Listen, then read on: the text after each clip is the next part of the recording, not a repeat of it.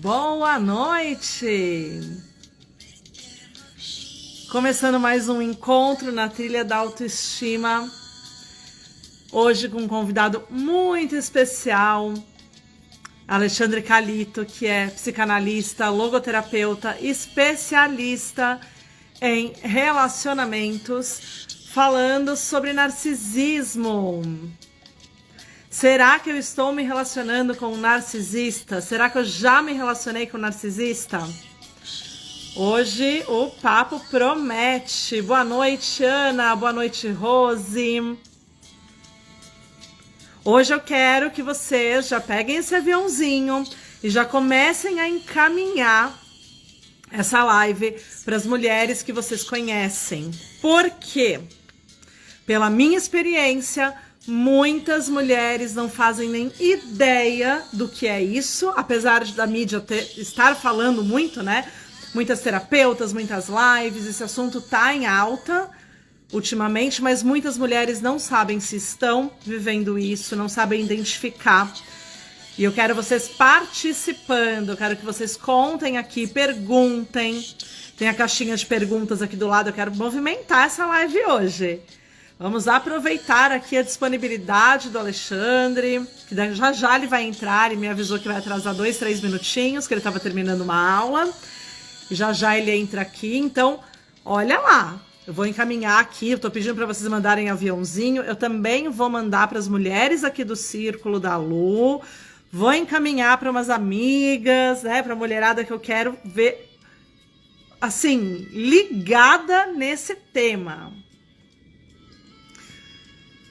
Porque, olha, hoje eu atendi algumas mulheres e a gente estava conversando, né, sobre o quanto essa área do relacionamento íntimo afeta e tem a capacidade, afeta positivamente, mas também tem a capacidade de desestabilizar a vida de qualquer mulher e qualquer pessoa, na verdade, porque os homens também sentem dessa forma, né? Não é algo exclusivo do universo feminino. Deixa eu mandar aqui o meu aviso de que estamos já ao vivo.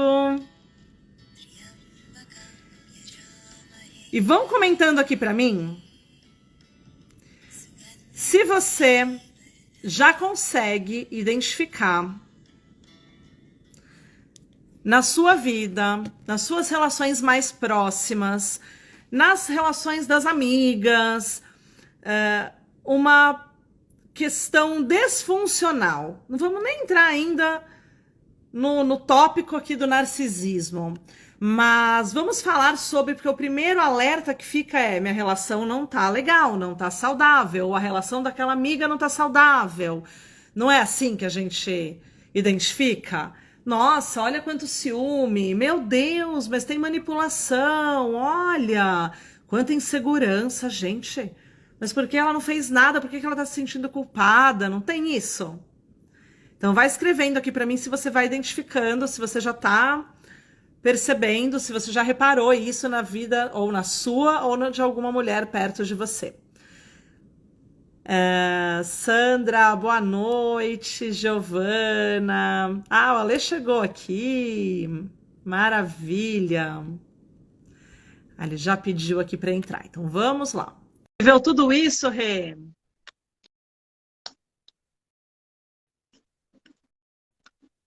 Então seja bem-vinda para quem está chegando, para quem vai assistir a gravação também.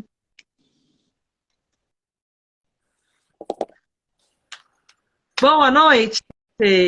Boa noite, minha querida. Tudo bom, Lu? Tudo jóia? Tudo bem, você seja bem-vindo mais uma vez aqui, que delícia. Obrigado. Desculpa um pouco do atraso aí. É que eu estava dando aula e atrasou uns minutinhos. Imagina, todos entendemos isso, né? Já estava aqui antecipando, já fazendo elas refletirem sobre as próprias relações. E se elas já perceberam, alguma amiga... Eu nem entrei no assunto do narcisismo ainda, só falei, sabe aquela relação que você olha e fala: não tá legal, não tá saudável, ela só se sente culpada, mas ela não fez nada, quanto ciúme, manipulação. Então, tô levantando aqui um pouquinho, sabe quando você levanta a pontinha do tapete, assim, fala, começa a olhar. E aí eu pedi para elas já irem comentando aqui se elas já percebem isso, algumas já falaram que já viveram isso. Mas olha só, temos muitas pessoas aqui diferentes, né? Tô vendo que tem uns Tô nomezinhos que vendo. não me seguem aqui ainda. Então eu vou pedir para a gente começar a contextualizar aqui. Quem é você? Se apresenta um pouquinho. Ale, depois eu apresento também para os seus seguidores, para as suas seguidoras. Bom, eu sou o Ale, né? Vamos chamar de Ale, que eu prefiro. Eu não consigo falar Alexandre, né? Eu já vou Não, abreviando. eu prefiro, eu gosto mais do Ale. Então pronto. Eu, na verdade, eu sou psicanalista, sou capelão hospitalar também, né? E fui diretor jurídico durante muitos anos, né? Então, larguei a profissão corporativa e entrei nesse outro mundo.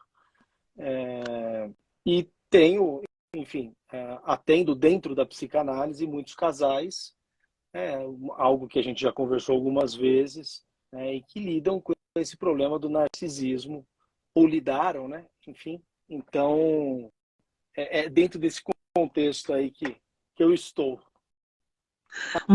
Marcelo já colocou... O seu irmão falou que é karateca e motoqueiro. Também. Sem joelho, mas ainda continuo.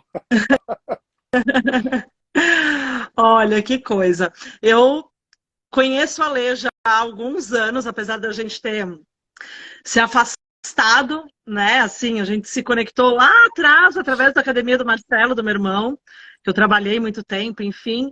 E, de repente, né, vejo o meu irmão compartilhando algumas postagens do Ale, que eu, nossa, faz sentido, eu entrando nessa área também, né, alguns anos enfim, da psicanálise, ainda muito no comecinho, mas mergulhada no universo do autoconhecimento. Né? E aí o teu posicionamento sempre fez muito sentido para mim. Eu sou, para quem não me conhece, eu sou a Lu, também prefiro que me chamem de Lu, porque quando eu falo Luciana, porque normalmente estão bravos comigo, então não é Lu. E eu sou terapeuta e mentora de mulheres, hoje trabalhando com foco muito voltado para essas mulheres que estão destruídas depois de relacionamentos desconstrutivos, sejam eles que envolvam abuso ou não, né? Mas são mulheres que se sentem aí perdidas, enfim, apegadas, não conseguem esquecer o ex. Que eu recebo de pergunta, como eu esqueço o ex? Né? E quando a gente começa a falar desse assunto de narcisismo, olha, vem muita pergunta, muita surpresa, muito desespero quando as mulheres começam a se dar conta, né, o que é isso, aonde eu estou vivendo, né? Ó, o Alex perguntou, capelão? Estou olhando os comentários aqui para ver se eu deixei passar alguma coisa. Capelão. A Lu é melhor na tecnologia do que eu, já deixo de antemão registrado. Você vai acompanhando tudo, eu não tenho essa familiaridade, entendeu? Eu tento, às vezes eu me perco aqui também nos comentários, mas tá tudo bem, a gente vai tentando atender o máximo vocês. O que eu quero já deixar combinado com vocês que estão aqui acompanhando a live é assim, quando for alguma pergunta, sabe aquela pergunta que não dá para deixar passar? Tem um íconezinho aqui que é de uma caixinha de perguntas, assim, um balãozinho com ponto de interrogação. Vocês já coloquem as perguntas lá, porque daí num determinado momento, como você é melhor com o tempo do que eu, Ale, de repente quando chegar no certo tempo da live, Lu, vamos só responder pergunta, aí eu abro a caixinha e a gente vai perguntando, porque pode passar nos comentários, né? Ó, a Vanessa colocou aqui, sou a Vanessa de São Paulo, Mauá, vivi um relacionamento tóxico por 20 anos e há pouco descobri o traço narcisista nele. Alex vive um relacionamento maravilhoso, que bom, Alex, que assim se mantenha. Tânia, o Alex falou que você ainda joga vôlei. Olha esse joelho. E ele escreve isso porque a esposa está do lado. Ele tem medo de falar qualquer coisa contrária. Olha, vocês homens, viu? Ai, ai, ai. Se falasse não, mas hoje contrário, eu tô lendo os comentários. Imagina, você estava perdido, Alex. Mas hoje nós vamos conversar disso, nós vamos ver que o narcisismo é importante, ele pode estar tanto dentro do homem quanto da mulher, né? De certa Sim. forma, todos nós passamos por isso. Ele faz parte da construção do indivíduo, né? Só que a gente tem que ter ele dentro de alguns limites. Essa é a grande questão, né? Sim, e acontece não só nos relacionamentos amorosos também, né, para já deixar especificado aqui, mas entre pais e filhos, mães e filhas. Então não é algo exclusivo do relacionamento homem-mulher, mulher-mulher, enfim, relacionamento amoroso, né? Não vamos nem entrar nessa questão, enfim. Mas, Ale, então vamos começar do Claro, comecinho, né? Aquela pergunta-chave a gente deixa lá para o final, sabe assim, aquela virada de chave, mas agora vamos àquilo, o que,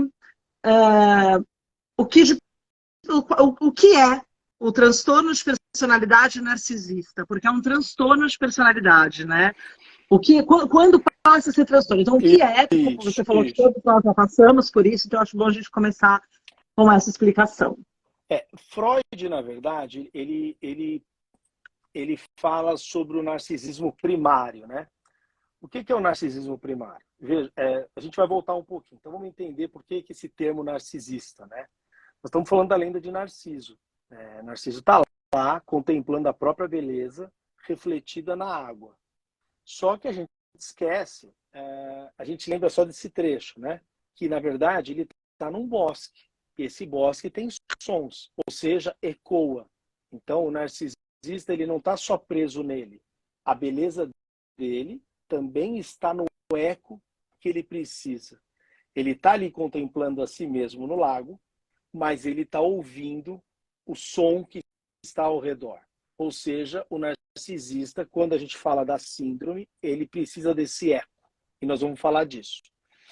Mas veja, a gente tem algo chamado o narcisismo primário. O que é o narcisismo primário? É quando a gente ainda é bebê, a gente não tem interação com o mundo, a gente não sabe o que é, o que não é, e a gente começa a ter fome, frio, calor, né, ruídos, enfim. E a gente começa a receber cuidados, não é isso? Você está lá, e aí você Sim, chora, vem. Neste momento, por que você a gente chama de narcisismo primário? Porque você se torna o centro do universo. Você chora, alguém vem te ajudar. a gente aprende. Você usa a fralda, alguém vem trocar e põe talquinho, né? Tanto que a gente chama que é um estágio autoerótico, porque a criança tem prazer nesse momento. Não aquele prazer sexual, que muita gente às vezes ficava meio assustada com as coisas que o Freud falava, mas ele tem prazer. Por quê? Porque, veja, ele sabe que quando ele suja a fralda, alguém vem, limpa, faz carinho nele, dá atenção, põe talquinho, põe uma fraldinha limpa, né? Tanto que tem criança, e isso é muito comum, as mães falarem assim: nossa, eu acabei de trocar, ele foi lá e me aprontou, não é? Por quê? Sim, Por conta disso, né? O que acontece com isso? Depois, a gente vai, mais para frente na idade, ter as primeiras pulsões de autoconservação. Ou seja, da gente se preservar mesmo, né? Da gente precisar ter uma proteção que nos permita sobreviver literalmente. Né? E aí a gente também tem o que a gente chamaria de narcisismo secundário, porque é onde a gente começa novamente, ou melhor, de uma forma mais madura, a ter o nosso ego mais formado. Então, uhum, o narcisismo, ele também está ligado, por exemplo, ao desenvolvimento da autoestima, né, da nossa percepção de nós mesmos.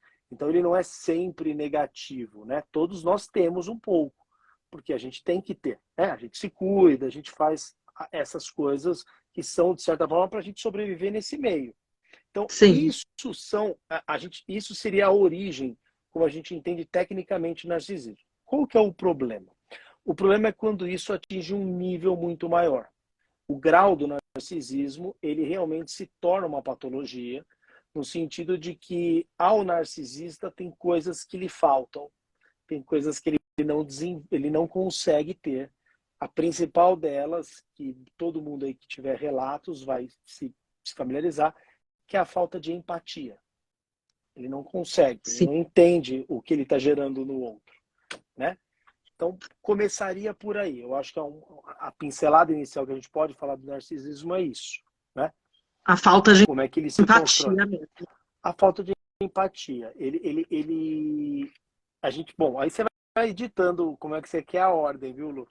Mas assim, a gente vive hoje uma sociedade que dificulta muitas relações humanas, porque é uma sociedade hedonista, né? A busca do prazer incessante, mas também muito narcísica. E nós temos que tomar um cuidado para não criticar os relacionamentos tóxicos com narcisistas, mas criar mais narcisistas a todo momento. Porque Sim, porque existe muito isso, né? A vítima de um relacionamento narcisista acaba se tornando narcisista como defesa, espelhando esse comportamento. não é que ela se torna, mas por exemplo, vamos supor, vamos pegar um exemplo, você tem um público vasto aí de mulheres, né? Então Sim, vamos supor uma mulher, ela tem um filho com um narcisista. Então esse narcisista vai suprimir nela autoestima, valorização, tudo isso. Ela vai estar destruída. Aí ela pega para ter afeto e ela começa a descarregar todo o afeto dela no filho que ela tem. Então, tudo que o filho faz, ela acha bonito. E aí ela dá tudo que o filho quer, porque ela não tem, ela já está sofrendo. E aí ela não percebe que ela está criando um filho que vai ser narcisista, porque está sim. se expondo como eixo do mundo. Então, o grande problema é isso. A gente tem que entender, quando a gente está numa relação dessa, por que a gente entrou nessa relação. O que essa relação me tirou, me deu, por que a minha bússola do desejo me apontou para essa direção, para que a gente não reproduza isso. O grande problema é a reprodução, né? A gente reproduz nas outras gerações falhas comportamentais das anteriores, às vezes sem perceber. Eu não quero nem entrar muito nesse viés, Ale, mas não tem como não dizer isso, né?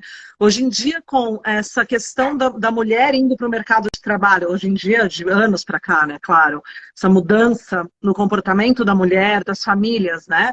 A mulher indo para o mercado de trabalho, acho que deixou uma culpa e uma frustração, porque na natureza da mulher está o cuidar, zelar, né, estar com o filho e tudo mais, e ela sai para trabalhar, e esse filho fica sob os cuidados, ou da escola, ou do parceiro, é claro, né, ou de algum familiar, da babá, enfim. Então ela tenta suprimir de carinho, de atenção, dando tudo que a criança quer. E hoje nós vemos adolescentes, crianças que não têm limites, recebem tudo, né? Não sabem viver as próprias frustrações. E aí se tornam crianças, adolescentes, jovens, adultos inseguros, que necessitam dessa validação externa, dessa alimentação externa. Lu, assim, isso que você está falando é um assunto bem complexo da gente abordar. Porque, na verdade, veja, a gente vive numa sociedade que a gente não percebe, a gente não está acostumado a ler nas entrelinhas. Uhum. Porque é uma sociedade que sempre te vende a ideia de que falta algo. E isso é em tudo. Então você, sei lá, você trabalhou, aí você comprou seu carro, você está toda feliz. Mas ela vai te vender a ideia de que aquele carro que você comprou não tem não sei o que lá e que aquele outro é melhor. Aí você compra uma casa e você está bem lá com o seu sofá, com tudo. E um dia você descobre que você não tem varanda gourmet, ou que o seu sofá não tem uma chaise, e que você tem que ter a chaise porque todo mundo tem uma chaise. Então, você está sempre em falta. E isso você transporta para os relacionamentos.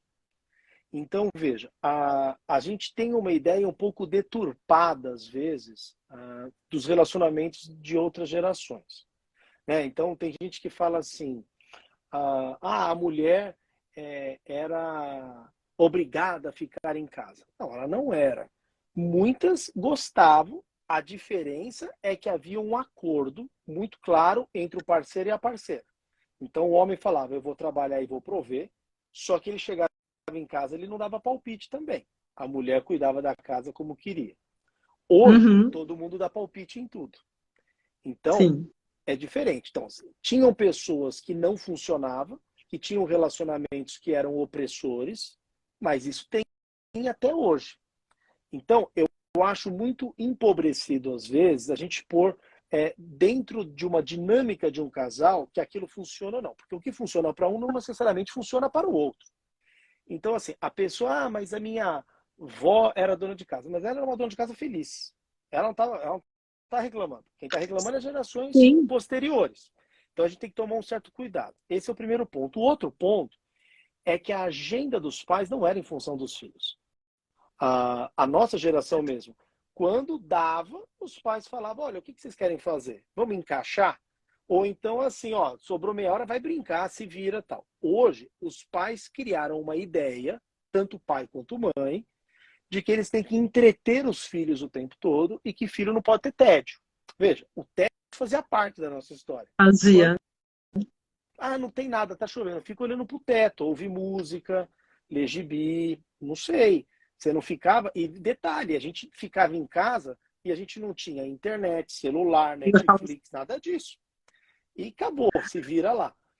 Então, o que eu acho é que os pais também se cobram, por exemplo, coisas absurdas. Eu tive um casal, por exemplo, que eles tinham um filho de 1 ano e pouco, e ele trabalhava viajando. Então, ele viajava muito. Então, ele chegava no final de semana e seria ótimo ele poder ficar ali com o filho, porque ele está viajando e tal. Mas a mãe achava que, como ele estava viajando, então eles tinham que fazer programas. Então, levavam o menino no teatro. Ele tinha 1 ano e meio. O que ele está guardando de um teatro? Esse menino, se estivesse num tanque de areia brincando ali com o pai, talvez a memória fosse até mais positiva. A interação, sujar a mão, correr no gramado, não é? Mas por Sim. quê? Porque aí a gente entra numa outra receara. Você não posta no Instagram isso, mas você posta que estava lá no teatro e que foi maravilhoso. Então, essa cobrança de mostrar ao outro, eu sou um bom pai, eu sou uma boa mãe, e essa ideia de que para o meu filho ser feliz eu tenho que estar disponível 24 horas a ele, são coisas que escravizam os pais e, em especial, as mães, porque as mães têm a maternidade latente dentro delas, como você falou, e Sim. elas vão se cobrar o dobro disso. Então, Sim. Mas porque tem um contexto social, né? Total, sim, sim. Mas esse comportamento dessa criança que recebe atenção em excesso, cuidados em excesso, que é o centro, a família gira em torno dessa criança, ela não, aí não pode estar o início dessa disfunção dessa personalidade, digamos assim, desse começo de uma personalidade narcisista fora do normal, do que é o normal, né? Porque existem as fases do desenvolvimento.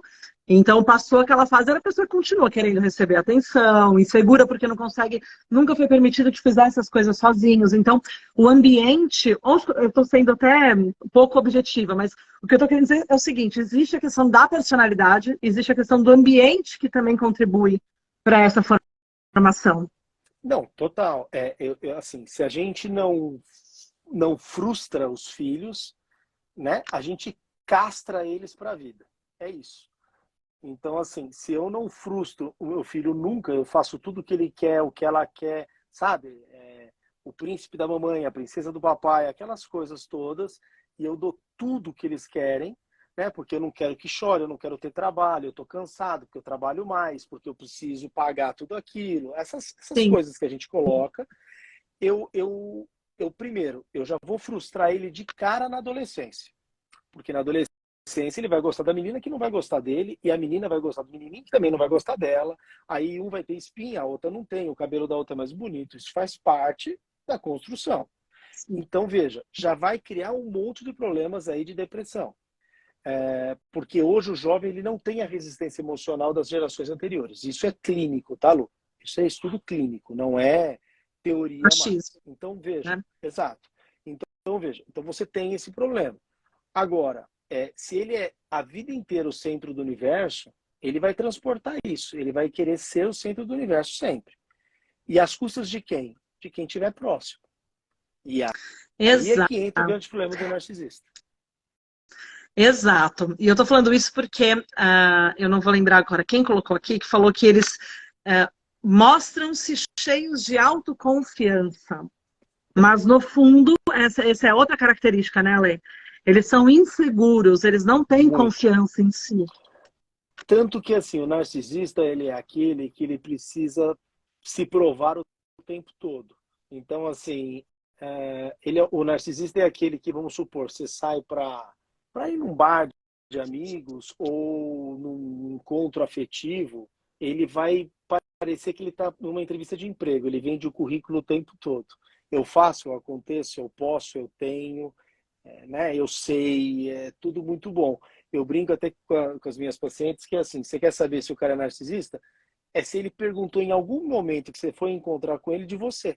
Que geralmente ele domina o ambiente e ele vai narrar tudo que é dele. Então eu faço, eu vou, eu aconteço e o outro parece que está ali a passeio. Depende. Se o interesse na conquista é muito grande, vê se não faz sentido isso para você. O que eu percebo isso, eles estudam muito bem as vítimas, né, as mulheres, ou a parceira ou parceiro. Então eles sabem de cor o que você gosta, o que você não gosta, o que falar. Claro que isso está centrado neles também, né? Porque eles estão ali com um roteiro do que falar, do que não falar. Então, se a pessoa é uma pessoa que gosta de verdade, eles vão falar tudo da vida deles, até aquilo que poderia até espantar qualquer outra parceira, né? Na verdade, não é que eles estudam, Lu. É que, assim, o narcisista, ele é muito galanteador. Então, ele Total. tem um discurso muito bacana, envolvente. É um discurso envolvente. Tanto que eles têm um bom poder de persuasão também. A prova disso é que cargos de direção em grandes empresas, por exemplo, CEO e tal, geralmente tem traços narcísicos. Porque, realmente, se ele for muito empático, ele não consegue administrar uma multinacional, por exemplo. Ele vai precisar ser mais frio, ele vai precisar focar nos números, no resultado, porque senão aquilo não vai chegar no objetivo final. Então, veja, ele tem um discurso muito bom, ele convence as pessoas, as pessoas acham que, nossa, é o máximo. O problema é que, assim, ele te conquista porque ele precisa de troféu. Então, ele conquistou. Foi lá, falou tudo que a Lu queria ouvir. Aí conquistou a Lu. Quando conquistou, ele fala, opa, mas agora ela está brilhando igual a mim. E aí começa o problema. Agora não pode, eu tenho que tirar o brilho dela, porque eu sou inseguro e eu sei que o meu brilho não é tão grande assim. Então é aí que está a trama, né? Exatamente. Então, ele acaba ele te coloca num pedestal e depois ele começa a te tirar, né? Te mostrar o quanto você é inadequado em algum momento, né? O quanto você começa a te invalidar, começa a vir com... E aí tem a questão da posse, né?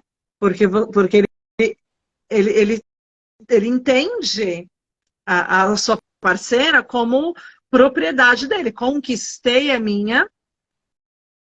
Exatamente. Vou agir com ela e vou manipular. E aí não é nem manipulação, né? É um outro termo que você usa. Instrumentalização. Isso, ele instrumentaliza. Na verdade, o narcisista, ele dentro dessa estrutura, ele vê as pessoas como ferramentas, como instrumentos para um fim. Então, assim, eu vou conquistar a Kelly, eu vou casar com ela, ou porque ela é a mais bonita, ou porque ela é a mais rica, ou ela vai me trazer algum benefício.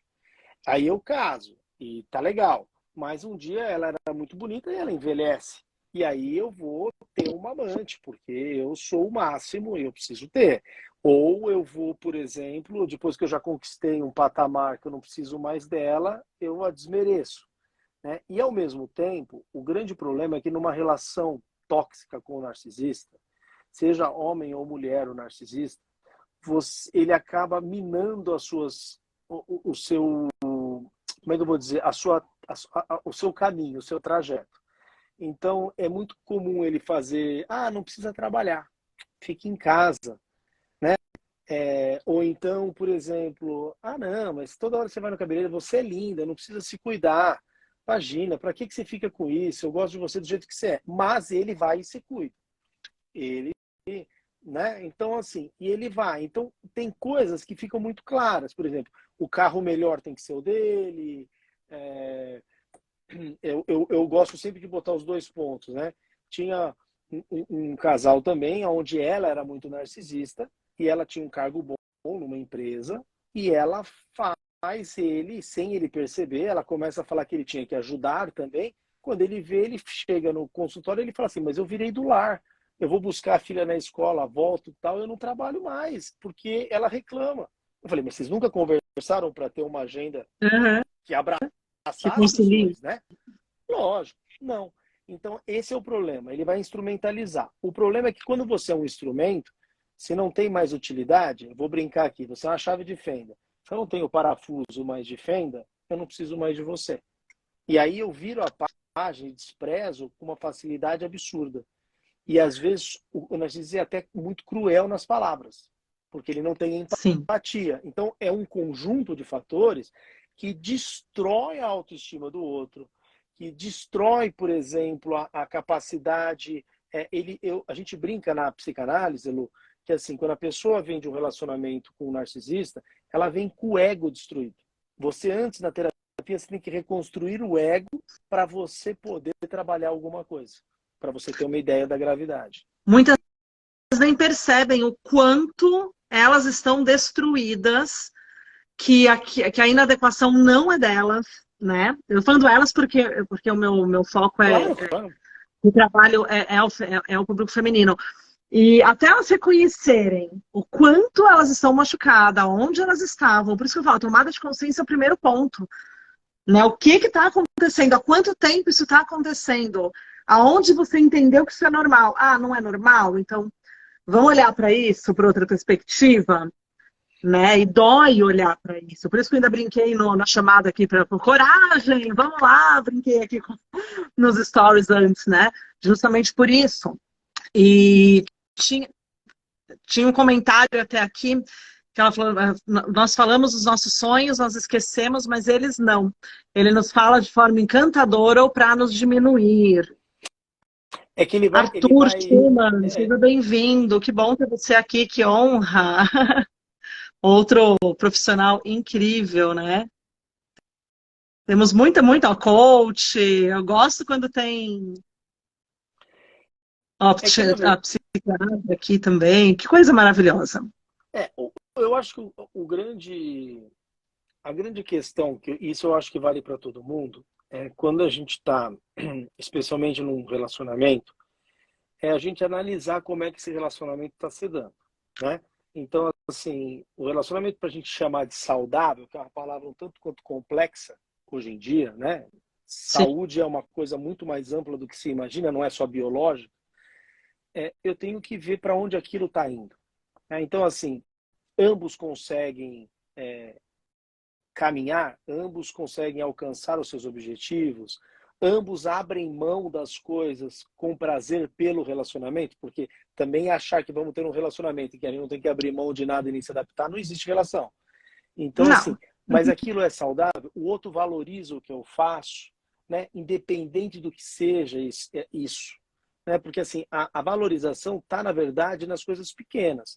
Eu gosto muito de uma frase que diz assim, a gente tem que estar com alguém que a gente ama apesar de e não por causa de. Porque o por causa de é muito perigoso, porque qualidade é maravilhoso, a gente vive bem com elas. Mas é o apesar de. Né? Ele faz isso, ela faz aquilo, e mesmo assim a gente quer estar juntos. Eu acho que esse é o segredo para o relacionamento, porque senão você não constrói. E aí isso vale o olhar. Ele me menospreza, ele me diminui, né? Ele entende a minha história, por exemplo, que também, né, hoje a gente vem de outros relacionamentos. Tá entendendo a minha história? Eu tenho um passado, né? Eu tenho filhos, eu tenho uma história. Mas antes você precisa honrar a sua história, entender, reconhecer, né, o caminho. Porque eles jogam muito nisso, te fazendo entender-se como inadequadas por conta da tua história. Só que a tua história não te define até certo ponto, né? Enfim, não vou nem entrar muito nessa questão. Mas, olha o que a Vani está falando aqui, olha. Saí desse relacionamento muito destruída, sem saber que tudo que passei era verdade, de fato, ou uma invenção da minha cabeça. Tentei o suicídio 2 vezes. Então, o nível de destruição é muito alto, é muito grande. É muito alto. E eu percebo que quando acontece o descarte, e é muito confuso, né?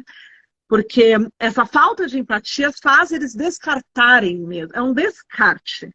Virou a página, eles estão vivendo outra vida com outra pessoa, falando as mesmas coisas, ouvindo as mesmas músicas, e você olha aquilo e fala, opa, mas era comigo até ontem, né?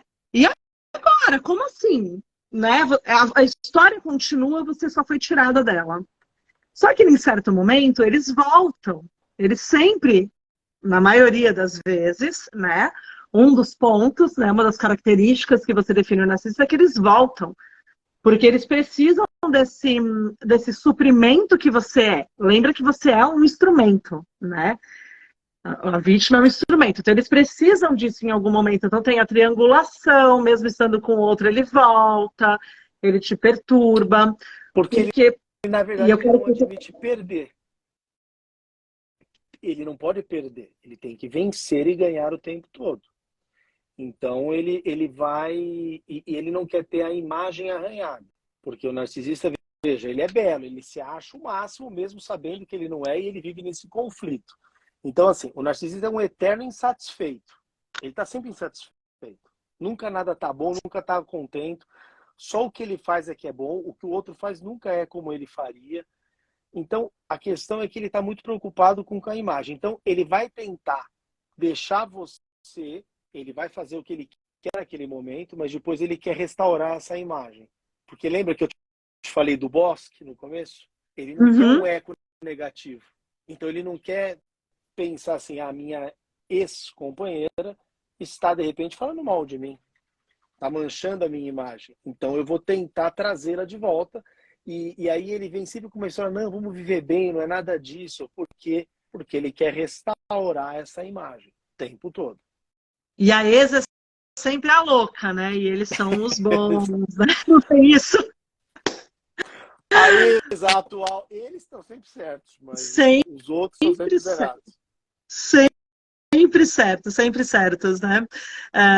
Mas esse suprimento, ele pode ser negativo também. Então, por exemplo, quero até tirar essa dúvida com você em relação a isso, né? Porque dentro de tudo que eu estudo em relação a esse tema, eu ouço que eles querem, claro, ser colocados num pedestal, que isso, né, eles querem sempre ser os bons perante o relacionamento, nem perante os outros, né? Perante o próprio parceiro. Mas, quando os perversos, né, porque tem vários graus, né, de narcisismo, então o perverso, aquele que realmente não tem empatia nenhum tem, mas aquele que gosta de ver a outra pessoa sofrendo, se alimenta disso também.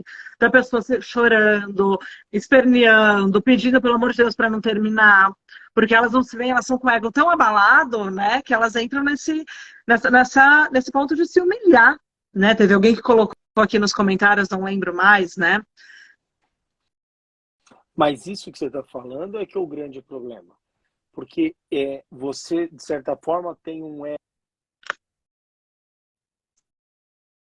Ficou mudo o teu som, eu acho. Tinha algumas pessoas... Deixa eu ver, voltou. Algumas pessoas tinham falado que o som estava baixo, mas eu não sei se ele está encostando o microfone ou não. Ninguém mais reclamou agora. Para mim estava bom, né? Mas... Na verdade, o que acontece? O narcisista ele vai destruindo o ego do outro. Então ele vai minando aos poucos, né? Eu vi aqui algumas pessoas perguntando assim, como é que eu sei, como é que eu percebo se eu estou convivendo? É na convivência mesmo, é assim, poxa, quantas vezes essa pessoa me pede desculpa? Quantas vezes essa pessoa cede? Fala, não, vamos fazer do seu jeito. Quantas vezes essa pessoa lembra do que eu falei? Tudo isso são indícios, porque se você tem alguém que não lembra do que você fala, não te enxerga em nenhum momento, a sua vontade nunca prevalece, né? Vai sair para almoçar ou para jantar é onde ele quer sempre. Então você fala, pera, alguma coisa está errada aqui. E o problema é que eles fazem de forma que mesmo eles sendo cruéis no sentido do afeto, porque afeto é afetar e ser afetado, né? Então esta relação de afeto é muito danosa para quem está mais fragilizado, eles fazem parecer ou transparecer que o culpado é o outro. Então é exatamente o que você falou. A pessoa vai falar, pelo amor de Deus, me perdoa, eu não me larga, e, enfim, Tanto que é muito normal quando, por exemplo, você rompe uma relação com um narcisista, ele é o que você falou, geralmente eles arranjam um substituto muito rápido, porque ele não lida com a parte interna dele. Eu brinco assim, a grosso modo, o narcisista não quer fazer terapia. O narcisista ele faz terapia de 3 meses para dizer que fez e que se trabalhou e que está bem. É isso, é muito mais para botar no currículo do que efetivamente, né, se aprofundar dentro, mergulhar no oceano de si mesmo, né? Então, veja, ele vai fazer isso. Só que se ele sabe que você termina com ele e arranjou outro, por exemplo, aí ele se torna o seu pior inimigo. Ele vai buscar essa indenização o tempo todo. Ele vai destruir a imagem do outro, ele vai querer levar uma vantagem numa partilha, ele vai tentar manipular, ele vai tentar de todas as formas, porque ele não pode perder. Esse é o grande problema, né? Ele está sempre competindo com o entorno, de certa forma. Ele está sempre numa competição, coisas que nós, neuróticos, não, né? Nós estamos competindo com nós mesmos. Sim. Né? Com certeza. A Mônica colocou aqui, eu vou até linkar isso com a pergunta do Marcelo, que eu deixei até aqui em destaque, né? Ela falou assim, graças a Deus consegui sair disso há 1 semana, mas estou sofrendo pela ausência, loucura. Mônica, vou te falar uma coisa, assim, vou ser muito honesta com você. 1 semana é muito pouco tempo. Você ainda está dentro desse ciclo, provavelmente, não é, Ale? Então aí entra a pergunta do Marcelo, que ele colocou como identificar o narcisista e principalmente como se blindar.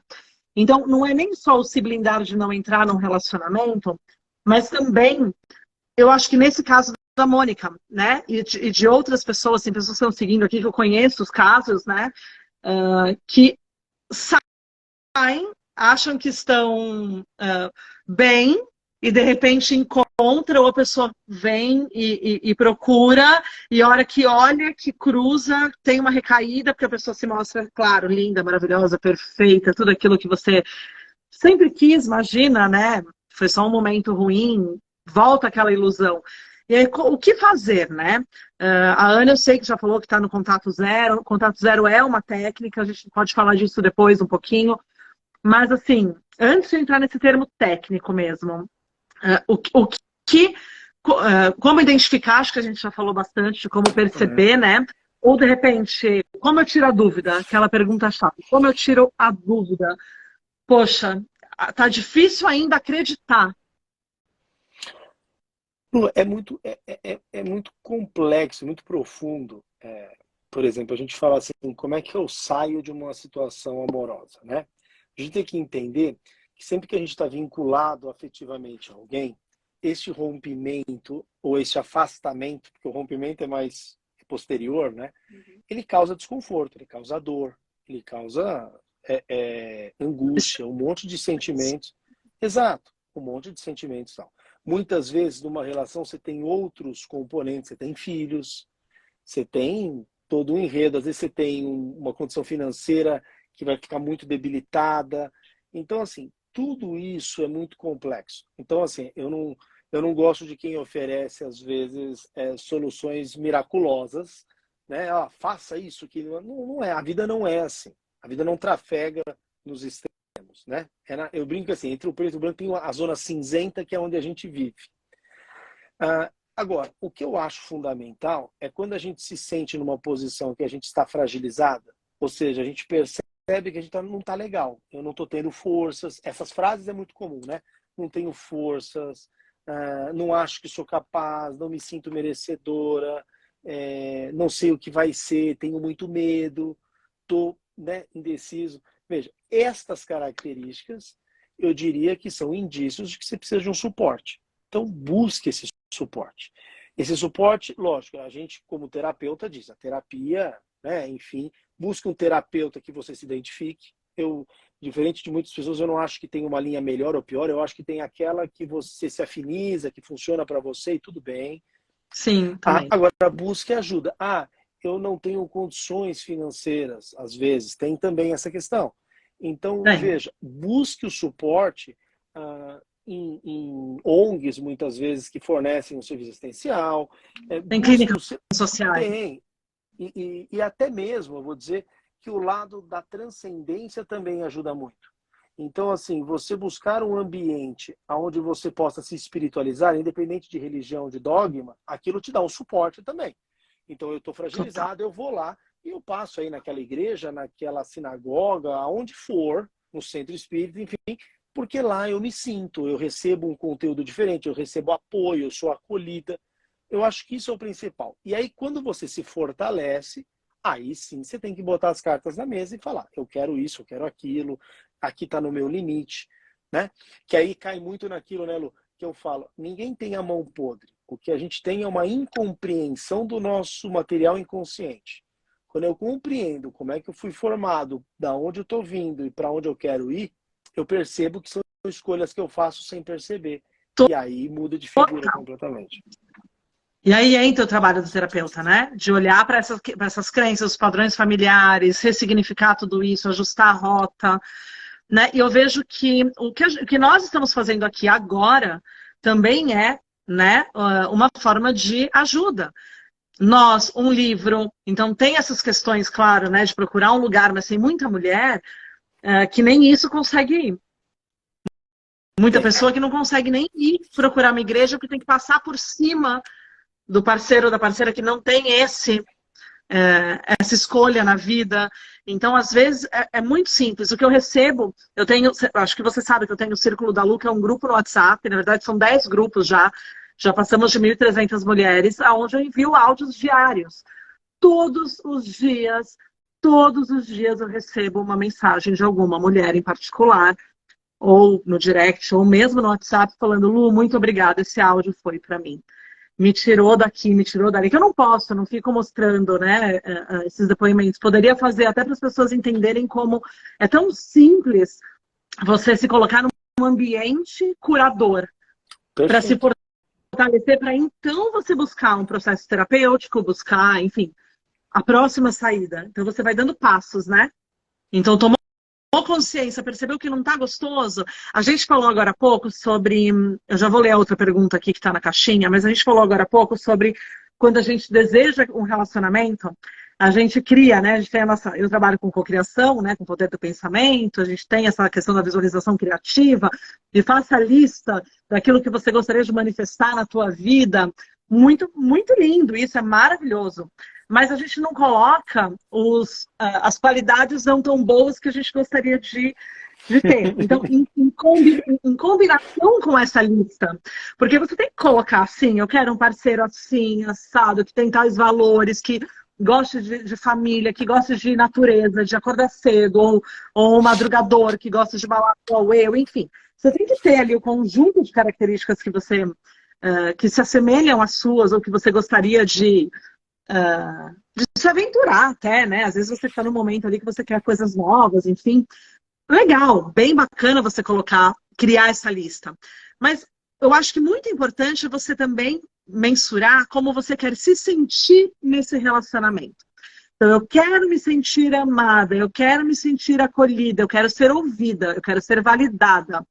Então, esse tipo de coisa, porque quando você entra numa relação que você só vai conhecer de fato se a pessoa combina com você na convivência, e você vê que você não se sente validada, você se sente humilhada, você não se sente amada, você não recebe carinho, não tem afeto, opa, não tá gostosinho. E se não tá gostosinho, opa, alguma coisa tem de errado aqui. Né? Ou eu estou vivendo um momento de depressão, que nada me satisfaz, ou realmente isso não está combinando comigo.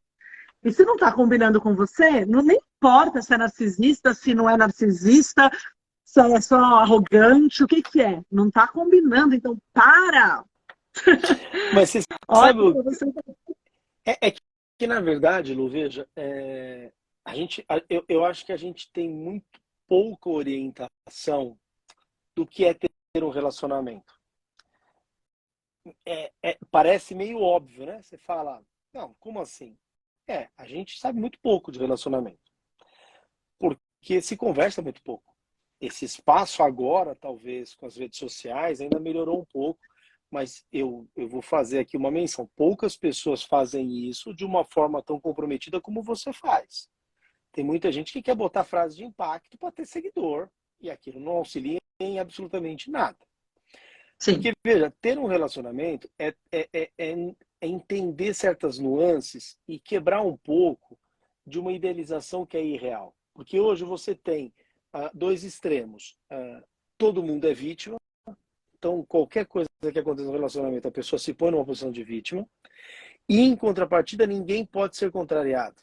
Né? Então todo mundo, somente as gerações que estão vindo, são muito narcisistas nesse aspecto. Então os relacionamentos duram muito pouco. 6 meses, 3 meses, porque não se sustenta, porque uma relação não é assim. Então, eu acho que a gente pensar, né, enquanto seres humanos que se relacionam o tempo todo, o que é um relacionamento para mim? É o que você falou, o que é um relacionamento? Não é eu estar me projetando numa viagem para o Caribe, porque isso é lindo, mas assim, o que é o meu dia a dia? Relacionamento bom, o que é? É a pessoa me acordar com café na cama? Às vezes não, mas é ela deixar o café pronto. Né? Então, eu brinco até que assim, eu estou casada há mais de 20 anos. E o que eu acho muito legal é os pequenos detalhes. Né? Então, assim, ela deixa lá, por exemplo, todo dia de manhã o café. Então eu ligo a máquina e já está lá, o pó bonitinho, é um gesto. Né? Um Sim. gesto. Então, eu acabo, às vezes, tendo um horário diferente, eu arrumo a cama, deixo a cama arrumada, não cai a mão. Então, eu acho que é funcionar para os dois. Mas é respeito, é não ter a ilusão de que você não vai ter discussões, porque discussões existem, seres humanos vivendo no mesmo teto tem. Né? Nós temos, Claro.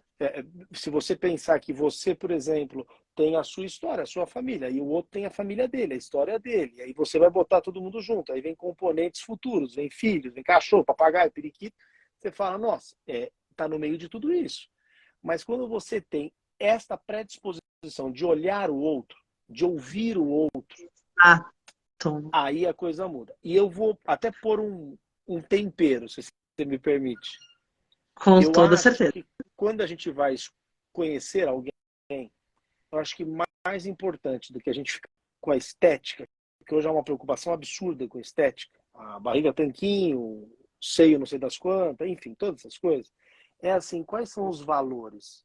Né? Os valores dela coadunam com o meu, ou seja, ela está buscando a mesma coisa, essa pessoa que está na minha frente? Não é? Às vezes, veja, isso mudou muito, porque antigamente o balizamento dos valores era dado pelas religiões, que as famílias estavam mais inseridas nesse meio. Hoje elas estão mais afastadas. Mas eu tenho que me perguntar, essa pessoa compartilha comigo do que eu quero, do que eu entendo de mundo? Personalidade não vai ser igual. E indo mais além, qualquer pessoa que você namore, nos primeiros 6 meses é maravilhoso. Porque você sai, vai no cinema, no restaurante. É o convívio que faz, né, emergir aquelas peculiaridades de cada um. E aí, se você não tiver uma base sólida, se você não tiver questões né, que criam realmente um relacionamento, aquilo, né, enfim, não perdura. Por isso que os dois precisam se conhecer muito bem, né? Por isso que eu falo, a mulher, que o Marcelo tinha até colocado aqui, né? Você entrou como sair desse ciclo, por onde começar, como se estruturar e se fortalecer para conseguir sair. Antes de qualquer coisa, a mulher que se conhece, a pessoa que se conhece, que conhece os seus valores, é o que eu falei agora há pouco da listinha, né? De você entender o que é importante para mim, o que eu aceito, o que eu não aceito. Os valores são os limites que você vai colocando, né? De proteção. E o Marcelo falou aqui também agora há pouco nos comentários sobre o campo de proteção que você vai criando, né? Que é para onde você corre, como que você pede ajuda. É bom todas as pessoas terem isso. Mas, enfim, quando você conhece os seus valores, fica muito mais fácil você saber os seus valores, os seus objetivos, o que eu quero, né, da minha vida. Fica muito mais fácil você, talvez, nem entrar nesse relacionamento. Mas, assim, entrou. Né? Como sair desse ciclo? Por onde começar? Então, eu acho que a primeira coisa, Má, é você realmente perceber que não tá gostosinho, que alguma coisa inadequada tem aí.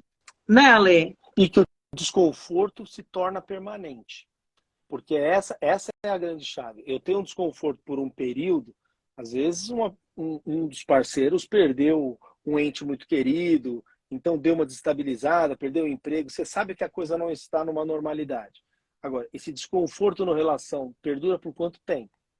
Eu vou te dar dois exemplos que são muito legais. Assim, um muito ruim e um muito bom. Então, assim, uma vez é muito comum quando o casal chega no consultório, por exemplo, primeiro que eu já acho muito positivo eles aceitarem, e sempre é motivado por um. Nunca são os dois que olham um para o outro e falam assim, vamos juntos. Não existe isso. É um que fala, não, vamos, porque senão eu te largo, tal, enfim. O básico não acontece. Eles não se comunicam. Eles proliferam palavras, se ofendem, mas eles não se comunicam. Ninguém escuta ninguém. E aí, quando você para na primeira ali e fala assim, mas você entendeu o que o outro te falou? Não. Eu já sei, não. Você sabe o que isso representa para ele, para você? Então, assim, a comunicação é algo que empobreceu demais ultimamente. Sim. Em todas as relações, até com os filhos, a gente poderia ampliar isso muito. Por que que enfraqueceu? Porque a gente não se comunica, a gente está grudado no celular, no WhatsApp. A gente está querendo ver todas as séries que tem na televisão. A gente não gasta mais tempo, que eu não acho que é gastar, eu acho que é investimento, sentando no final do dia para conversar com a esposa, com o marido, como foi o dia da gente.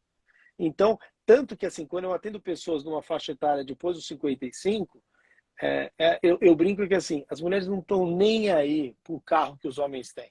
Elas estão muito mais preocupadas com a conversa que vai ter tomando um bom vinho. É bem por aí. E eles não entendem às vezes isso. Agora, tem o lado muito bonito também, né? Eu fui, recentemente, eu fui chamado como capelão num hospital aqui, porque tinha uma senhora que estava num estado já terminal, enfim, e o marido estava com alguma dificuldade de aceitar. Então, eu fui requisitado, cheguei lá e tal. E aí eu só falo, olha, o que o senhor gostaria de conversar? Como é que o senhor está? Aí ele foi, aí no final, ele já emocionado, ele falou assim, foi muito bom, porque você foi o único que não me falou o que eles me falavam. Eu falei, mas o que eles te falavam? Eles falavam para mim assim toda hora, calma, você vai ficar bem. Você tem que, o que a gente pode fazer para você se sentir bem? Ele falou assim, eu não quero me sentir bem, eu tive uma vida de boas memórias com essa pessoa. Eu amava minha esposa e vou amar até o último suspiro dela, e mesmo depois que ela for. Eles já tinham, acho que, uns quase 80 anos. Ele falou assim, eu não quero me sentir bem. Eu quero me despedir dela. Né? Então, assim, veja, uma relação também quando é saudável, e ele me contou, a relação era muito bonita, realmente, muito fraterna. Então, assim, a gente tem que entender os dois extremos. É possível, sim, ter bons relacionamentos. Casamento pode dar certo. É tudo isso, mas você precisa de esforço, de empenho de ambos, buscar ajuda nas horas que precisar, porque esta é a grande chave, porque também se vende uma ideia às vezes, e veja, eu como terapeuta, eu pego muito disso no consultório dos casais, né? Que parece que casamento não funciona, não é assim. Tudo funciona se você tem pessoas dispostas. É mais raro? Talvez sim. Poderia falar muito disso, talvez sim. Mas que é possível. Porque se eu não acreditar que é possível, você esgota o sonho, a esperança, tudo isso que a gente não pode deixar morrer também jamais, né? Exatamente. E eu, apesar de eu ter me divorciado, meu casamento não ter perdurado, foram 14 anos de relação, quando vem alguma mulher ainda casada conversar comigo, falar, eu quero me separar, nossa, até quando eu trabalhava em clínica psicopedagógica, tinham mães que vinham e falavam, eu preciso conversar com você, porque eu quero entender como que foi para você, você tá tão bem, né? Como que foi? Eu vou me separar. Não, calma, você já decidiu, você já pediu o divórcio? Não, então calma. Não peço o divórcio, não é a saída para todo mundo, né? Enfim, muito tempo ainda fiquei pensando, será que foi a saída certa para mim? Então, assim, eu não sou aquela que incentivo, porque eu ainda acredito que sim, pode dar certo, né? A Má colocou aqui, né? A Pamela falou, é preciso desmistificar a ajuda profissional e terapêutica. Exatamente. A gente ainda tem um certo preconceito. Parece, se eu for, eu estou admitindo que estou falhando. E aí, o que eu gostaria até de deixar registrado é assim, não é falha. não é questão de estar certo ou errado. É questão, das vezes, a gente estar tão imerso no problema que a gente não consegue, às vezes, visualizar soluções. E a ajuda de um terceiro permite que a gente, né, caminhe. E é muito engraçado. E tem muita gente que fala assim, eu vou para terapia, eu separo. Eu sei que daí a gente separa. Muito pelo contrário. A maioria que vai para terapia acaba reconstruindo a relação, né? Então... É mais inteligente, inclusive, né? Você buscar ajuda profissional e terapêutica, porque é aquilo, né? Aquela frase clichê já, você só consegue ver a ilha quando você se afasta dela. Quando você está ali, imersa naquele turbilhão, você não vê nada, você não consegue tirar conclusões, tomar decisões. Então, quando você procura ajuda profissional, não é que ele vai olhar para você, né? O profissional te traz para você, te distancia com ferramentas, né, através de um processo, para que você consiga ter um olhar mais distante também sobre aquilo, sobre a tua vida, sobre tudo que te levou até ali. Né? Então, eu acho, Marcelo, né, nessa pergunta do como sair desse ciclo, eu acho que justamente é o pedido de ajuda, porque sozinho é muito difícil você conseguir, né, sair dessa situação, a pessoa não vê. Muitas vezes precisa, às vezes um amigo, uma amiga, né, ali do ladinho, falando, poxa, mas você viveu isso, eu lembro de tal situação, né? Quem nunca viveu um relacionamento e ouviu depois dos amigos... Mas até isso se perdeu um pouco, porque antigamente você fazia exatamente isso que você descreveu. E o Marcelo aqui, outros amigos que entraram aqui hoje vão dizer se eu estou mentindo. A gente tinha um problema, a gente buscava um amigo. E falava assim, pô, bicho, tô com esse problema, como é que faz? Não era isso? Hoje, as pessoas estão tão preocupadas com a imagem perante os outros, nas redes sociais, em tudo, que ela não fala do problema. Ela tem um problema, mas ela guarda para ela, e ainda, eu conheço gente, isso é muito divertido até certo ponto.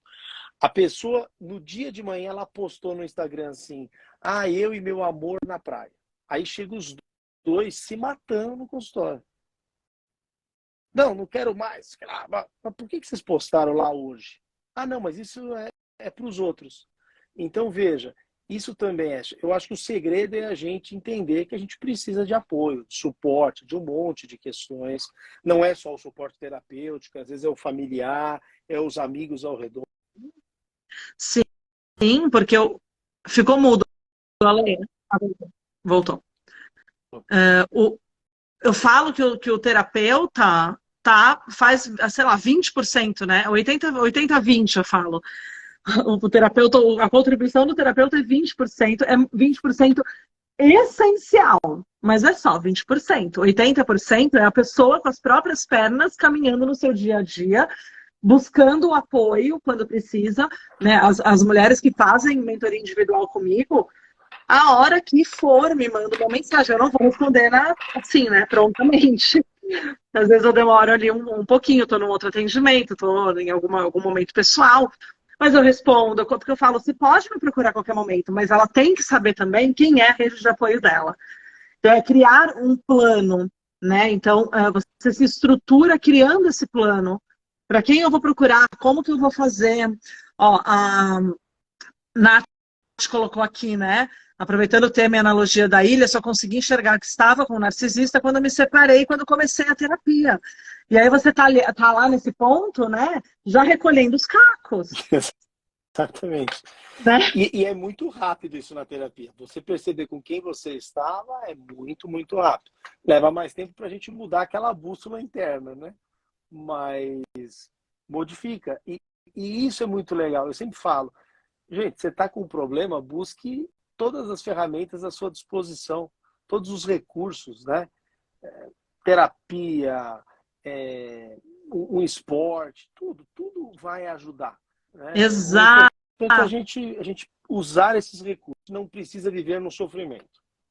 Exatamente. Eu acho que isso vale para todos, inclusive, não só os relacionamentos com narcisistas, né? A Giovana colocou aqui, né? Depois de 3 anos, resolvi partir para terapia, para tentar me reorganizar, me reconstruir de um relacionamento que hoje percebi que foi totalmente narcisista. A Lu me ajuda muito, a GA, queridíssima, né? Também buscando ali da forma que ela pode para se suprir. Mas eu acho que o principal é você buscar as forças, né, para construir, para retomar o teu poder pessoal, e não estou falando disso numa bandeira de empoderamento feminino irresponsável, não é isso. É o poder que todos nós temos dentro de si e o poder de confiar em você mesma, né? Então, o esporte, os hábitos, eles fortalecem isso. Eu rompi na minha última relação e eu já fiz posts sobre isso e tudo mais. Eu fazia só pilates e eu tinha começado em janeiro futevôlei. Em abril nós terminamos, voltamos, em junho nós rompemos mesmo, na semana do Dia dos Namorados. E eu falo que o futebol me sustentou, porque era turma nova, era alegria, era mar, pé na areia. E eu gostei tanto que eu fui pra musculação, coisa que o Marcelo nunca conseguiu na vida, né, Marcelo? Vai para musculação, musculação é remédio. O que me levou para musculação, para intensificar os treinos, né? Então, foi justamente eu ter olhado e falado, não, o que me dá prazer? Então, você se fortalece buscando coisas que te dão prazer, mas que também vão melhorar a tua saúde física, mental, emocional, né? Que vão ali te dar sustentação, né? Que vão te sustentar. Então, coisas tão simples, às vezes, sair para tomar um café com uma amiga, né? Vocês homens, vão tomar uma cerveja comigo, que seja, fumar um charuto, o Peron entrou aqui, né? Enfim. Mas eu vou até aproveitar esse gancho, Lu. Eu acho que é legal quando a gente fala desse tema, né? E eu vejo aqui quantas pessoas aí te agradecendo. Acho muito legal esse trabalho que você faz, já te falei algumas vezes. Mas eu acho legal também a gente pensar assim, e como é que eu faço a prevenção do meu relacionamento, né? Porque senão eu só penso como é que eu resolvo depois que já despedaçou tudo. Então, eu acho assim, o ponto crucial do bom relacionamento é um bom diálogo. É a gente ter abertura para falar. Isso me desagrada, isso me chateia, sem julgamento e sem ser agressivo.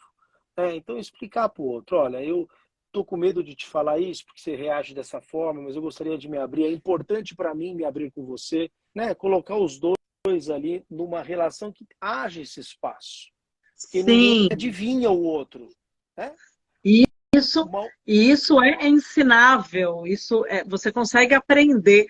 Eu lembro que eu sempre tive o tom muito de acusadora, aí quando eu comecei a estudar autoconhecimento, comunicação não violenta e tudo mais, né? Que aí você foi para 5 linguagens do amor e tudo isso, eu entendi que, poxa, não é acusar o outro da forma como ele me trata ou da forma como ele deixa de fazer, e sim mostrar como eu me sinto quando a outra pessoa faz isso. Então você está falando de você.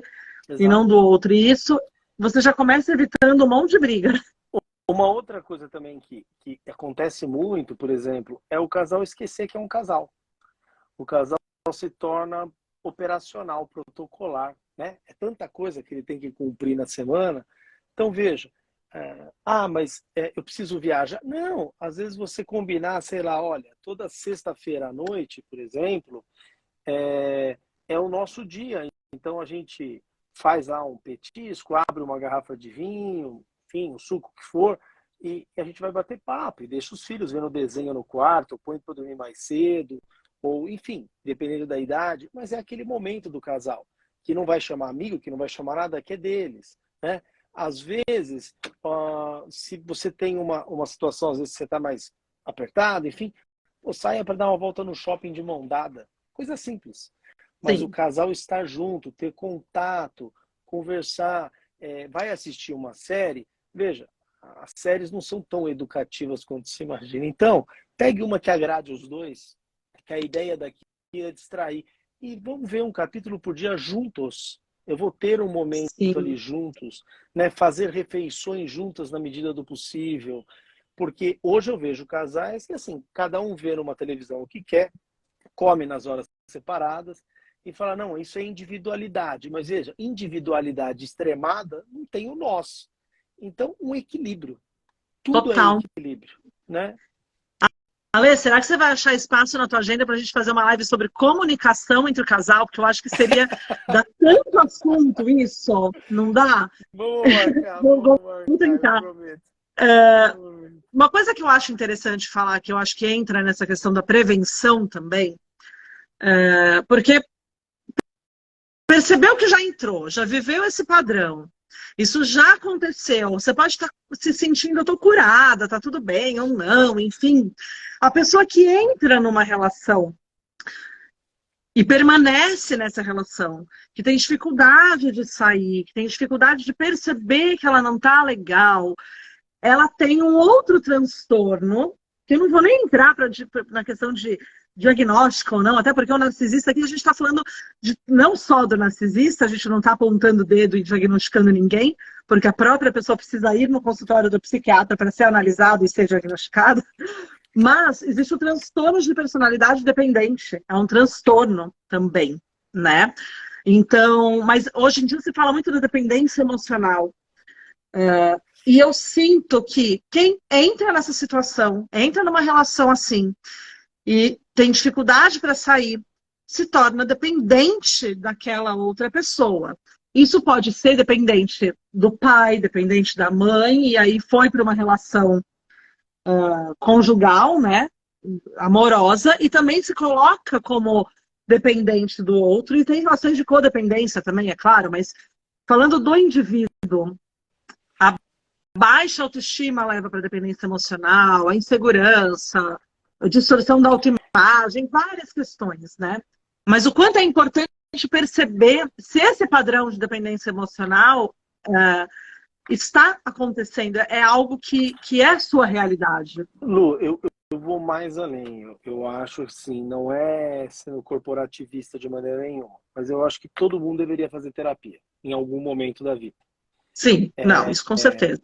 Talvez se não tão jovem, mas vamos dizer assim, quando você bate ali na casa dos 30, por exemplo, eu diria que a vida começa a te colocar outras situações mais complexas e mais profundas, e aí você tem que ter uma dinâmica.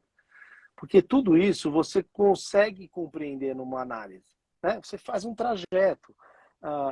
Às vezes tem gente que tem baixa autoestima, o outro é carente mesmo, o outro não teve o afeto do pai, então ele vai buscar no parceiro, então ela busca um pai e não um homem, então por isso que não gera libido ali no meio daquela relação. É um monte de questões. O que eu acho é que, de certa forma, a gente precisa se analisar, né? E se analisar não é a gente sofrer, não é a gente abrir mão de tudo que nós somos, nada disso. É a gente se conhecer melhor, a gente fazer escolhas mais nossas e menos induzidas pelo inconsciente ou socialmente, né? Existe hoje uma ideia, veja, as pessoas, além da resistência que tem às vezes de buscar ajuda, seja qual for ela, tem também uma ideia de padronização o tempo todo da humanidade, né? Então, eu vou fazer isso que o outro fez e vai dar certo, mas você é outra pessoa.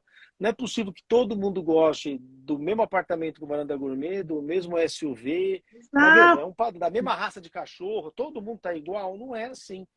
Então, isso você só quebra realmente se conhecendo, e eu acho que aí é fundamental. Aí a pessoa tem que dar esse passo.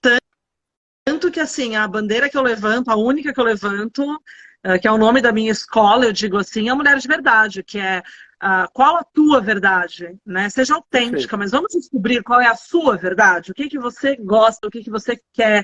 Não importa qual é a tua história. E quando a mulher olha para a história dela, ela fala, não, eu sou única mesmo, ninguém mais viveu isso, teve essas experiências, né? E o quanto é importante você realmente se colocar nessa condição de olhar com verdade, com honestidade para tudo isso.